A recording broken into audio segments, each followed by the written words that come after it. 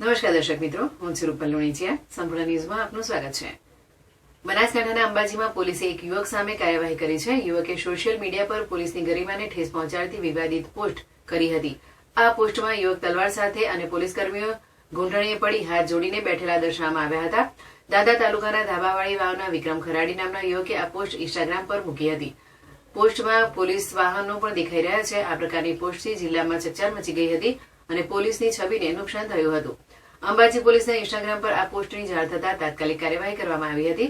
ગત રાત્રિએ પોલીસે વિક્રમ ખરાડીને ધાબાવાળી વાવથી પકડીને અંબાજી પોલીસ સ્ટેશને લાવ્યા હતા.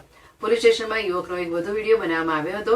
આ વિડીયોમાં વિક્રમ ખરાડીએ પોતાની ભૂલ સ્વીકારી માફી માંગી હતી.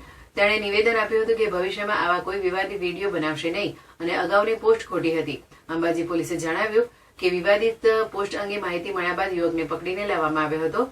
પોલીસે ઇન્સ્ટાગ્રામ પર મૂકવામાં આવેલી બિફોર પોસ્ટ પછી યુવકની માફી માંગતો અને નિવેદન આપતો આફ્ટર વિડીયો પણ જાહેર કર્યો હતો.